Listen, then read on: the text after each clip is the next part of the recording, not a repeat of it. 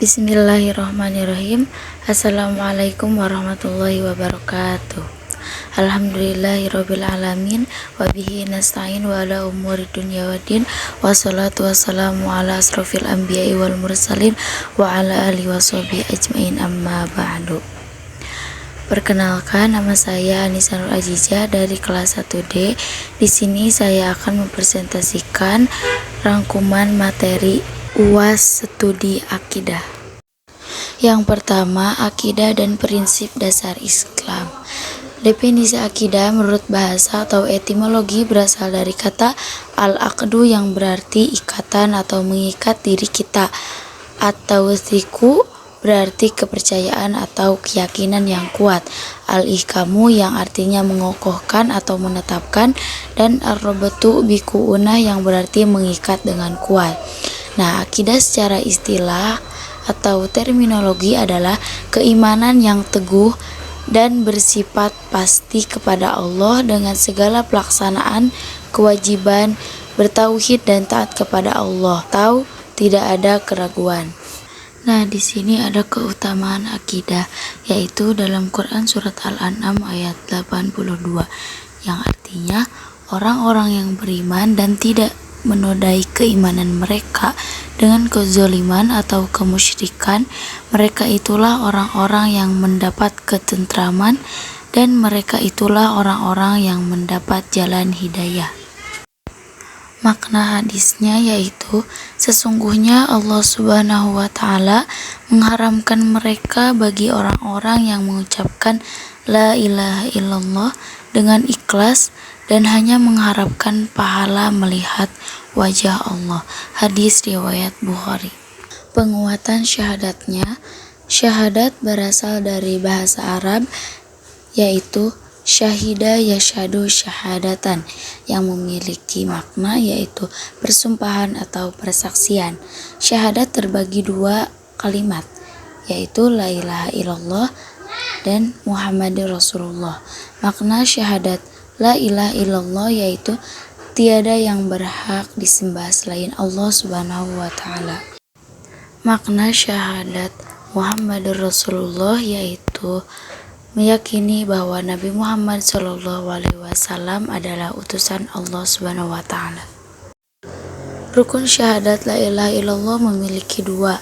Yang pertama, an-nafyu atau peniadaan, yaitu meniadakan dan meninggalkan segala bentuk kesyirikan. Terus la ilaha illallah atau al-itsbat, yaitu menetapkan bahwa tidak ada yang berhak disembah selainkan Allah Subhanahu wa Ta'ala. Syarat syahadat ada 7. Yang pertama, al-ilmu, yaitu orang yang berilmu. Yang kedua, yakin terhadap apa yang diucapkan dan yakin kepada Allah Subhanahu wa Ta'ala. Yang ketiga ada qabul, yaitu menerima secara ikhlas. Yang keempat, al-inqiyad, nurut, tunduk dan patuh, tunduk kepada Allah dan patuh terhadap perintahnya. Yang kelima, asidur, yaitu jujur. Yang keenam yaitu ikhlas. Yang ketujuh yaitu mahabbah atau kecintaan kepada Nabi Muhammad dan kepada Allah Subhanahu wa Ta'ala. Materi yang kedua yaitu Islam sebagai agama wahyu. Pengertian Islam secara bahasa adalah damai, mendamaikan, selamat, menyelamatkan, tunduk dan patuh kepada Allah Subhanahu wa Ta'ala. Secara istilah, Islam adalah yang mengandung ajaran atau aturan Allah yang dibawakan oleh Rasulullah SAW yang mencakup semua bidang kehidupan. Yang pertama, kehidupan vertikal, yaitu hubungan manusia dengan Allah. Yang kedua, hubungan sosial dirinya dengan manusia. Yang ketiga, ekologi, yaitu berkaitan dengan alam, yaitu mencintai alam sekitar. Karakter utama dalam ajaran Islam ada 8. Yang pertama, sumuliyah atau komprehensif, terdapat dalam Quran surat Al-An'am ayat 38. Yang kedua, alamiah atau universal global, yaitu berlaku sepanjang masa dan berlaku bagi setiap suku karena Islam itu sangat berperi kemanusiaan. Terdapat dalam Quran surat Saba ayat 28. Yang ketiga, ilahiyah atau robbaniyah, yaitu bersumber dari Allah Subhanahu wa taala. Terdapat dalam Quran surat Al-Baqarah ayat 147. Yang keempat yaitu insaniyah, yaitu ajarannya sejalan dan sesuai dengan fitrah manusia. Terdapat dalam Quran surat Ar-Rum ayat 30. Yang kelima ada waqiyah, yaitu agama yang realistis atau cocok dengan kondisi apapun, agama yang bisa diamalkan. Terdapat dalam Quran surat Al-Baqarah ayat 2 dan Quran surat Al-Ahzab ayat 21. Yang keenam ada wasatiyah atau pertengahan, tidak ekstrim kanan dan tidak ekstrim kiri, atau cocok untuk dunia dan akhirat. Terdapat dalam Quran surat Al-Baqarah ayat 201. Yang ketujuh ada al-wuduh, yaitu agama yang jelas, gamblang atau mudah dipahami. Terdapat dalam Quran surat Al-Ikhlas ayat 1-4. Yang kedelapan yaitu al-jam'u baina as-sabat wal murunah, yaitu perpaduan antara konsisten dan fleksibel. Nah, inilah karakter-karakter Islam. Yang ketiga, perkara yang bisa membatalkan akidah. Yang pertama ada ar-riddah, yaitu sama dengan murtad, keluar dari agama Islam atau pindah ke agama lain. Dalam An-Nawawi bahwa memutuskan keislaman atau membatalkan keimanan ada 3. Yang pertama, niat murtad i'tiqadiyah. Yang kedua, dari ucapan murtad qauli, meskipun hanya candaan seperti menghina Al-Quran, Allah, Rasul, dan lain-lain. Yang ketiga, perbuatan murtad fi'liyah, yaitu memelihara setan untuk bersekutu. Yang kedua, syirik atau menyekutukan Allah. Syirik dalam ibadah, sujud atau menyembah Tuhan-Tuhan lain selain Allah. Terus ada syirik kecil, yaitu dia pamer amalannya. Yang ketiga, mengaku sebagai seorang nabi setelah Nabi Muhammad SAW telah tiada. Sudah jelas bahwa Nabi Muhammad SAW adalah nabi akhir zaman. Nah, yang keempat yaitu menghalalkan yang haram seperti menikah berbeda agama. Yang kelima, perang pemikiran, yaitu perbedaan pemahaman serta mempunyai pemahaman sendiri-sendiri. Materi yang keempat yaitu integrasi akidah dan dakwah. Kedua hal ini tidak bisa dipisahkan dan saling berkaitan. Dakwah adalah mengajak seseorang berubah untuk hijrah ke jalan Allah. Akidah adalah sebagai rahmatan lil alamin, maknanya menyelamatkan manusia, seisi bumi, dan semua yang ada di alam. Jadi dakwah dan akidah ini saling berkaitan. Dakwah itu mengajak seseorang, akidah itu menyelamatkan seseorang. Materi yang kelima yaitu izzatul Islam wal muslimin. Definisi ijzah.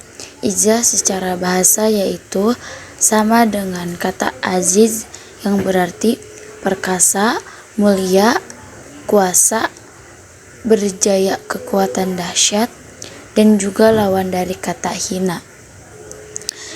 Ijzah secara istilah merupakan suatu istilah yang menunjukkan kejayaan Islam dan pemeluknya dari kalangan kaum muslimin.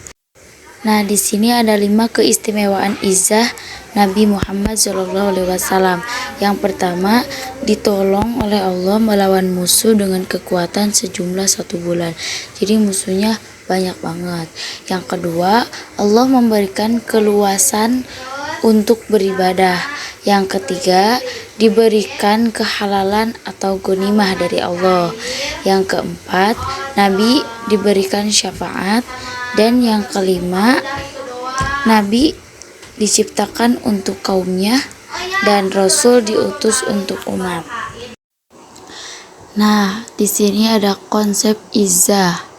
Yang pertama ada tauhid, yang kedua loyalitas atau ukhuwah Islamiyah, yang ketiga karunia dari Allah Subhanahu wa taala, yang keempat amal soleh, yang kelima budaya ilmu, yang keenam perjuangan, yang ketujuh manhaj nubuwah atau mengikuti jejak Nabi, yang kedelapan saintek atau sains dan teknologi, yang kesembilan yaitu ada dakwah.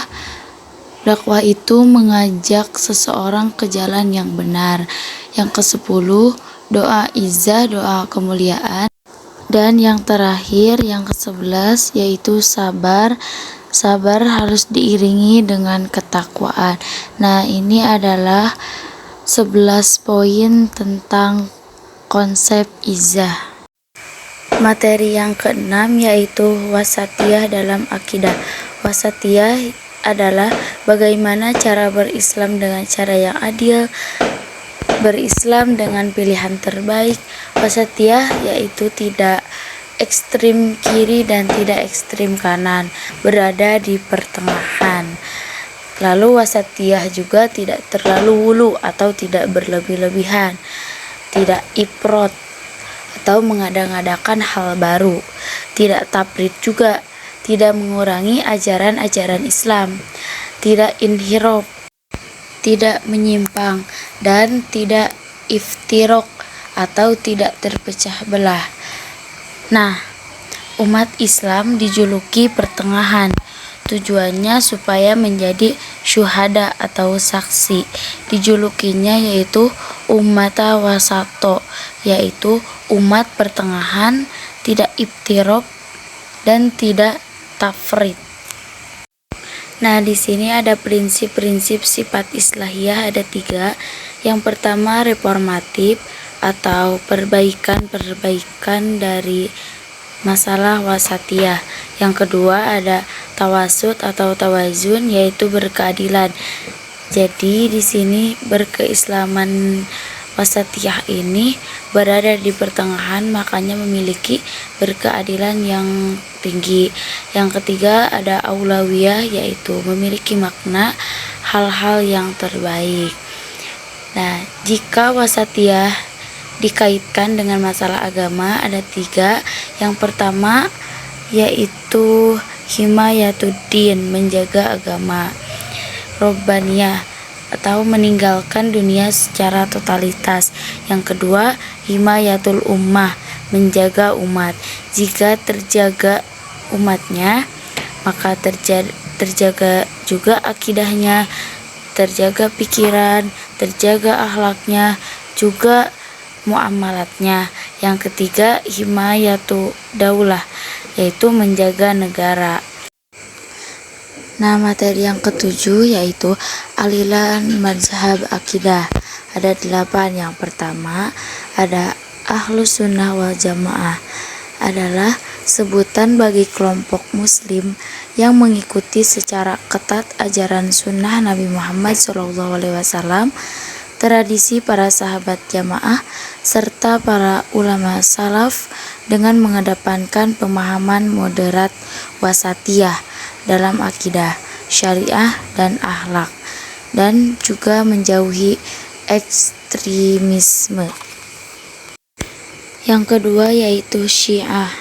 Syiah adalah salah satu cabang utama Islam yang meyakini bahwa Ali bin Abi Thalib dan keturunannya atau Ahlul Bait adalah penerus sah kepemimpinan umat Islam setelah Nabi Muhammad SAW.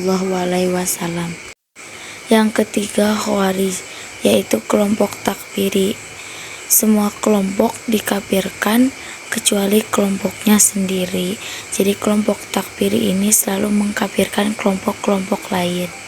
Yang keempat ada Murji'ah.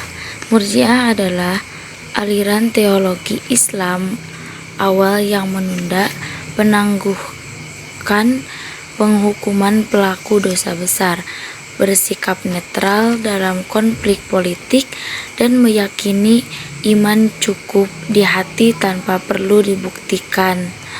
Dengan ajaran pokoknya menempatkan amal di belakang iman atau menganggapnya tidak membahayakan keimanan yang muncul dari persoalan politik setelah wafatnya Nabi Muhammad SAW. Yang kelima ada Mu'tazilah.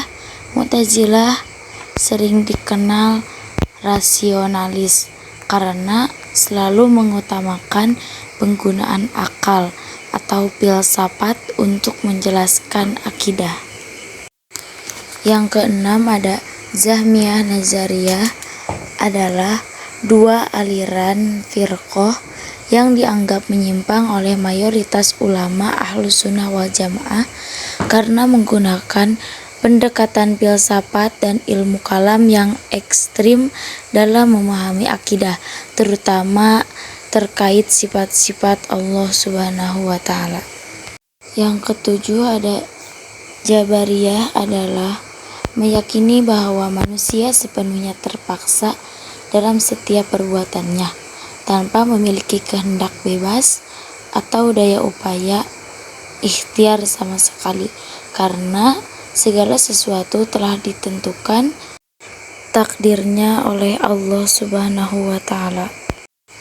Nah, yang kedelapan ada Musyabihah atau Mujassimah, adalah kelompok dalam Islam yang meyakini bahwa Allah Subhanahu wa Ta'ala memiliki sifat-sifat yang menyerupai makhluknya, seperti memiliki wajah, tangan, atau tubuh, atau meyakini Allah butuh tempat dan arah sehingga menyamakannya dengan ciptaannya, yang bertentangan dengan konsep tauhid dan keyakinan Ahlus Sunnah wal Jamaah bahwa Allah Subhanahu wa Ta'ala maha suci dari segala keserupaan makhluknya. Materi yang kedelapan yaitu liberalisasi akidah, ibadah, dan syariah. Liberalisasi adalah sebagai sebuah sistem pemikiran, tujuannya untuk pembebasan pemikiran di tengah-tengah umat manusia. Konsekuensi dari liberalisasi adalah para ilmuwan barat menjadi sebuah gerakan pemikiran yang dianggap Tuhan itu telah mati dan Tuhan itu harus dimatikan. Nah, jadi liberal itu adalah ingin mencampur adukan antara kebebasan dengan akidah, ibadah, dan syariah. Nah, jadi di sini ada dua program Islam liberal. Yang pertama, menggugat ajaran Islam sudah tidak relevan dengan perkembangan zaman. Yang kedua, mengkritik keaslian Al-Qur'an. Nah, di sini ada contoh liberalisasi. Yang pertama, menganggap semua agama itu sama atau disebut pluralisme. Yang kedua ada desakralisasi Al-Qur'an, yaitu menganggap Al-Qur'an itu sakral. Terus di sini ada liberalisasi syariah Islam. Ada tiga. Yang pertama, melegalkan pernikahan berbeda agama. Yang kedua, legalisasi lesbian dan homoseksual. Dan yang ketiga, menggugat larangan wanita jadi khatib dan imam pada sholat Jumat. Materi yang kesembilan yaitu mengikuti dan meneladani Rasulullah SAW. Yang pertama, taat terhadap risalah Nabi Muhammad SAW dan taat kepada Allah Subhanahu wa Ta'ala. Yang kedua, membenarkan semua perkara yang telah dikabarkan oleh Rasulullah SAW. Yang ketiga, menjauhi semua yang beliau larang dan beliau peringatkan. Yang keempat, tidak beribadah kepada Allah kecuali dengan apa yang beliau syariatkan atau yang beliau contohkan. Yang kelima, mencintai Rasulullah SAW melebihi cintanya kepada diri sendiri, orang tua, anak, harta, serta seluruh umat manusia. Nah, ini materi yang terakhir, yaitu hari kiamat dan kehidupan akhirat. Hari kiamat itu adalah kehidupan yang terburuk. Tidaklah kiamat itu terjadi kecuali atas buruk-buruknya makhluk. Nah, nanti mereka ditiupkan sangkakala dan dikumpulkan di padang mahsyar atau di bumi mahsyar, berwarna putih seperti tepung yang baru disaring. Nah, mereka dibangkitkannya atau dikumpulkannya berbeda-beda. Yang pertama ada rogibin, yang kedua rohibin, yang ketiga warojulun kolbuhu mu'allakun fil masajid. Rogibin yaitu dibangkitkan dalam keadaan senang atau bercahaya. Kalau rohibin, orang-orang yang bangkit dalam keadaan ketakutan dari azab Allah Subhanahu wa Ta'ala. Yang ketiga, warajulun kolbuhu mu'allakun fil masajid, yaitu orang yang bergantung hatinya di masjid atau selalu berkaitan dengan berjamaah di masjid, mencari ilmu di masjid. Nah, di sini ada 7 golongan yang kelak dinaungi oleh Allah Subhanahu wa Ta'ala. Yang pertama yaitu wasnani ala ba'irin wa salasatun ala ba'irin wa arba'atun ala ba'irin. Nah, di sini salah ya poinnya, harusnya yang tadi. Artinya ada yang dibangkitkan berduaan di atas kendaraan, ada yang bertiga di atas kendaraan, ada yang berempat, ada yang 10, dikumpulkan berbeda-beda sesuai amalnya.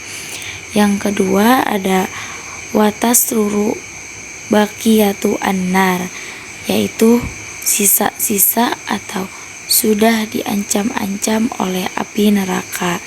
Yang ketiga ada masyuruna hufatan urotan gurulan, yaitu dibangkitkan seperti dulu baru lahir dalam kondisi tidak memakai baju atau tidak memakai sendal.